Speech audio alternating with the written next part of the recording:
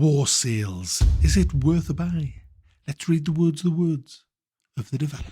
Sail the high seas, lead mighty fleets, and forge your legacy in War Sails, an epic single-player expansion for Mount and Blade 2 Bannerlord. Bringing naval warfare to Bannerlord for the first time, War Sails lets players command powerful ships, engage in thrilling sea battles, and master maritime conquest. Embark on daring naval adventures with new mechanics, territories, and challenges. Customize your fleet, conquer settlements, and carve your legend on the high seas. Yes, guys, this is a DLC. It's a 20 quid one. You can get it 10% off on Greyman Gaming. Links in the description. And it does feel like an expansion to the game. It's not like one of these cheap kind of DLCs that just give you, sweet Fanny Adams. This is it has not so much a campaign, but a naval tutorial with some scripted missions. I started doing them this morning, but I wanted really to get into the naval action, so I just set up a simple custom mission with ships, and I ended up doing about another 20. Been playing it all afternoon. It's a blast, they've nailed it, absolutely nailed. I mean, when I say they've nailed it, you can fall off a ship in full plate armor and swim. But at the end of the day, it's a game.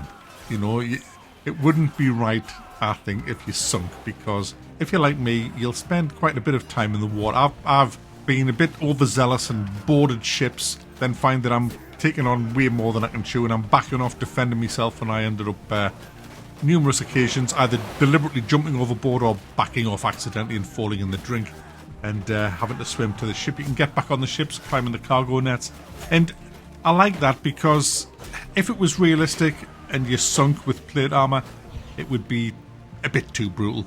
Another reason I like it is one of my ships got totally overrun by 2 vessels, totally boarded. I jumped overboard and swam to one of my other ships, got on that, and carried on fighting with another crew. It was great. I want to talk mainly about the custom missions because that's all I've actually done. To actually play this in the sandbox mode to get to the naval would just take too long. Would just take way, way too long. I don't have time to do that. I mean, we all know what Bannerlords is like anyway, but it's just like that. But what I will say is you get a new faction, the Nords, who have new weapons, new armor, and obviously the ships. Everybody gets the ships anyway, but it expands the map. You can see them here. They're right at the top of the map, so they are now the most northern faction. You do shipbuilding, trading, and all that kind of stuff. Sail down rivers, harbours. The rivers have been expanded wider in the map as well, so you can fit fleets of ships coming down. So, yeah, if you're playing the game as it is, the sandbox, you're getting a whole new naval element to this, which looks fantastic. But custom battles, that's what I really want to talk about. You can set the time of day.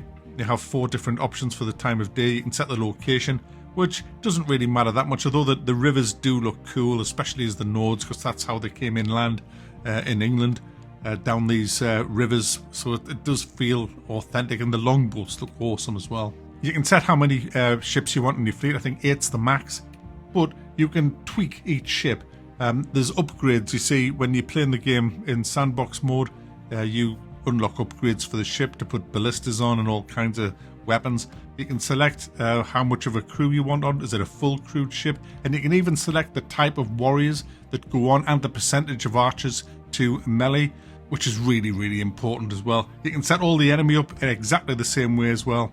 So you can custom, and this is what I've been doing like most of the afternoon, is just customizing different types of battles, seeing who's good and which ships is good. There's a load of ships, tons of ships.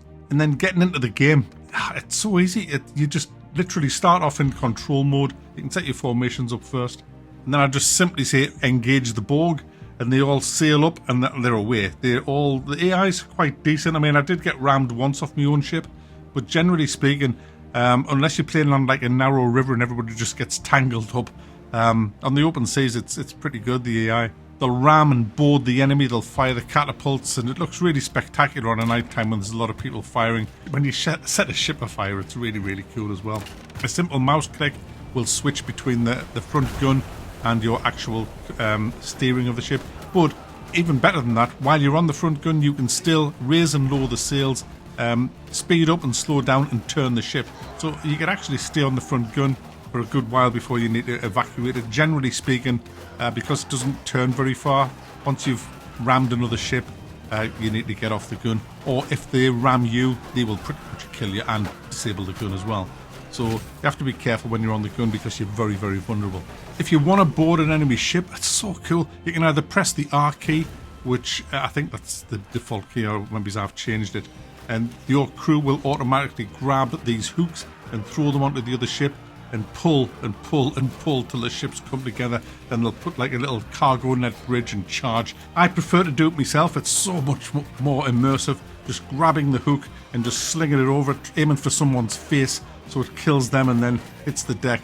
And then only men just pull the two ships together. Then you charge over and all hell breaks loose. And what can happen, as I alluded to earlier on, is when you're grappling another ship could come behind you, grapple you, and you can be getting boarded while you're boarding them. The boarder becomes the boardee, if you know. And that happened to me, and I had to abandon ship. It's really intense, the fighting as well. It's a bit like when you're doing a siege on a castle in the original game.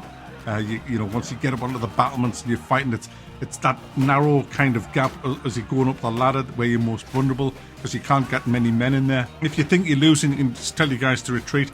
They'll instantly try and get off their enemy ship and back onto yours, and then you use an axe and you smash the ropes that keep the ships together, and you can sometimes just get away. It's really, really cool. Very, very frantic. It's so spectacular though when the ships clash together. You can do huge ramming speeds and do massive damage to the ship. And firing the ordnance, there's lots of different types. There's like grape shot, there's flaming grape shot, there's iron cannonball things. It's just all cool. Lots and lots of effort's been put into the naval combat, and I love it. I really, really do. I do suck at the combat. I haven't played this since I played Kingdom Come Deliverance, and I'm still programmed for Kingdom Come Deliverance. They are very similar, but I found myself twirling away at the mouse like an arse at times. But I still enjoyed it. So there you go, guys. It's a DLC for Mount and Blade 2 Bannerlord. And for me, although it's mixed on Steam, I think a lot of them were because there was a lot of bugs in the tutorial, but they've been fixed apparently. There's a patch drop today. But for me, it's definitely worth a buy.